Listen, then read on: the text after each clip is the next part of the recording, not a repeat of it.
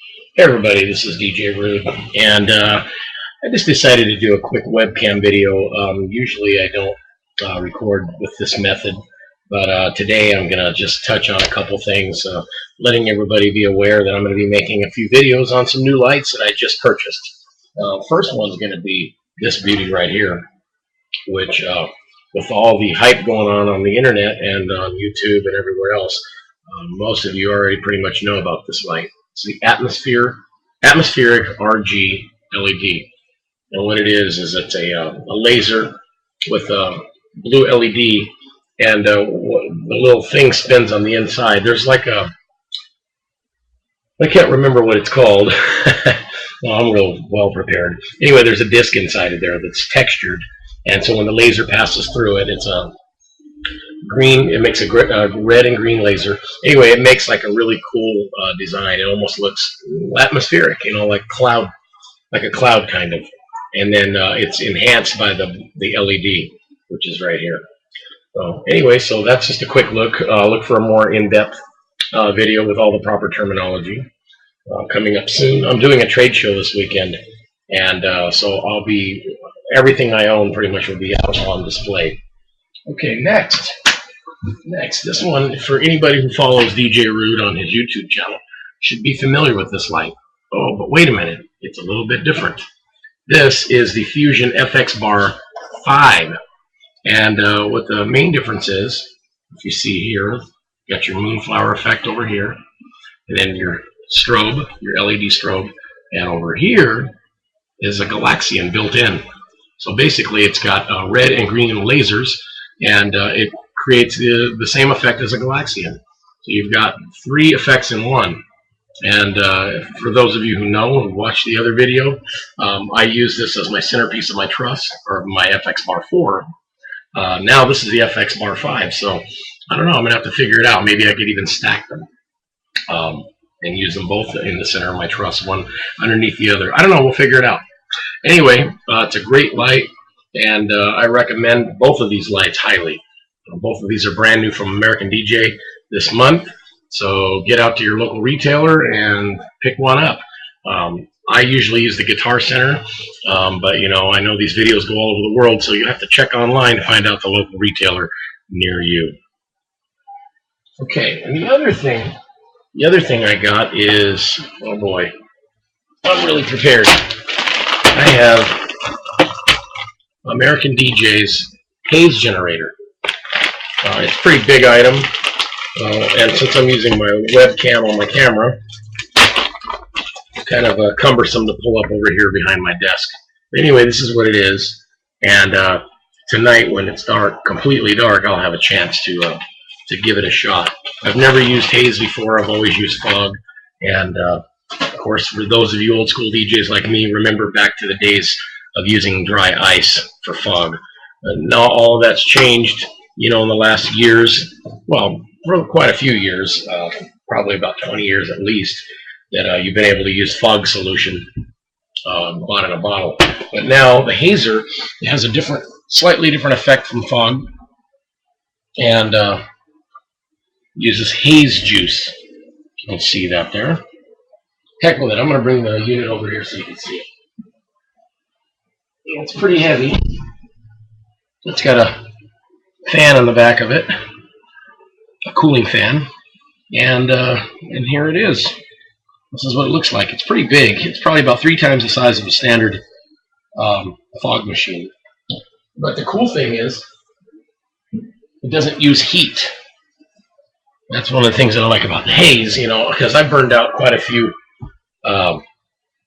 fog machines over the years. The heating element usually burns out on them.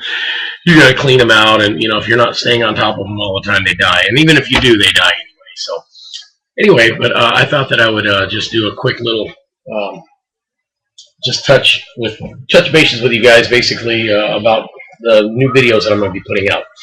The other thing I wanted to talk about is something that I've talked about on Facebook. I wrote an article about YouTube DJs and the difference between, you know, the ad hoc DJ and professionals such as myself and most of you out there. You know, there's such a debate going on about that. I mean, You know, YouTube DJs putting in ads that they'll DJ your party for $150 all night, you know, up to 8 hours or whatever. I mean, that's just ridiculous. You know, they're just completely diluting the market.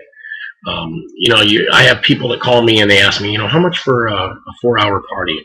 And I quote them my price and they're like, what? Are you kidding me? That is outrageous. How could you charge those prices? You know, a few years back, nobody would even balk at it, you know, at those kind of prices, even as far back as 15 or 20 years ago. And that's with my new lower prices because of the economy.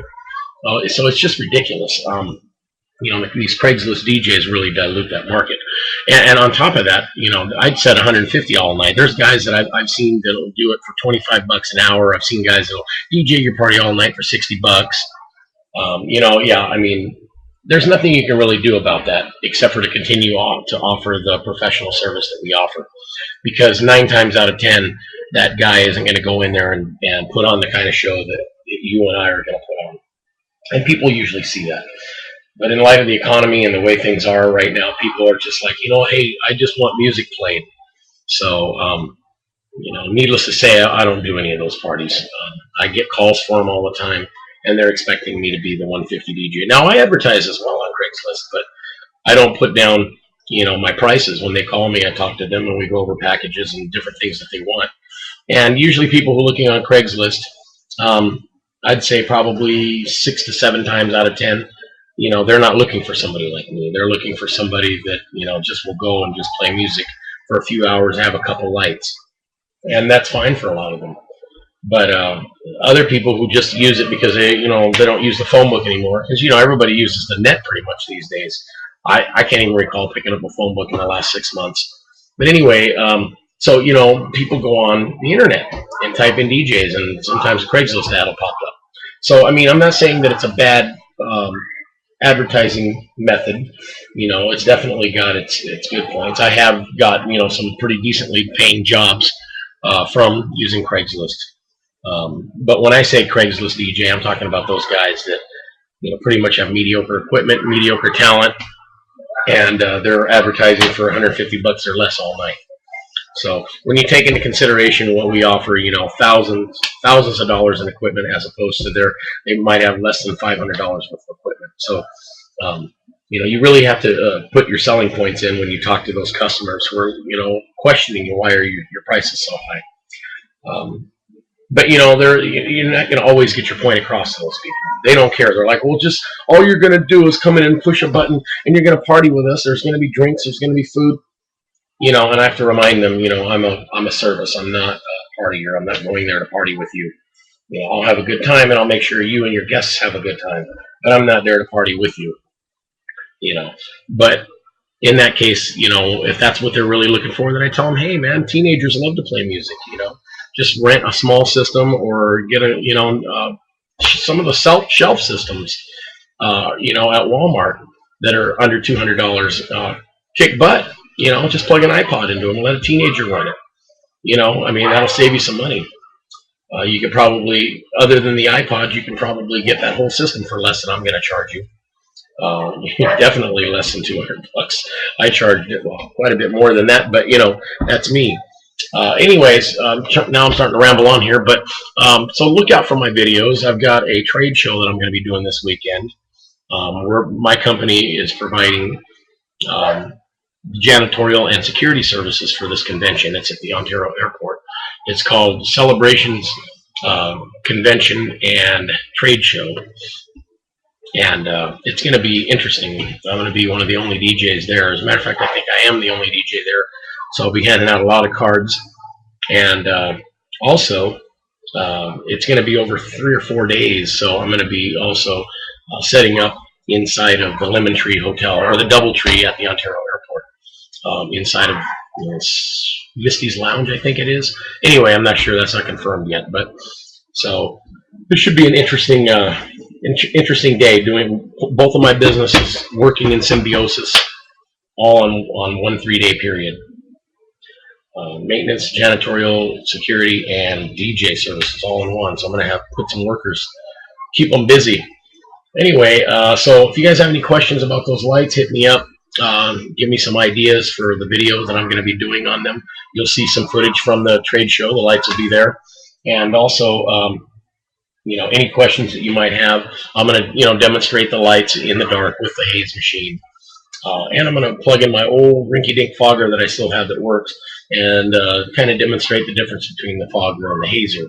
So, like I said, if you have any questions, just hit me up, and I'll make sure that I answer the question as quickly as possible, and maybe include it in the video coming up, the demonstration, the videos coming up. So, anyways, DJ RuDe, peace. Keep spinning.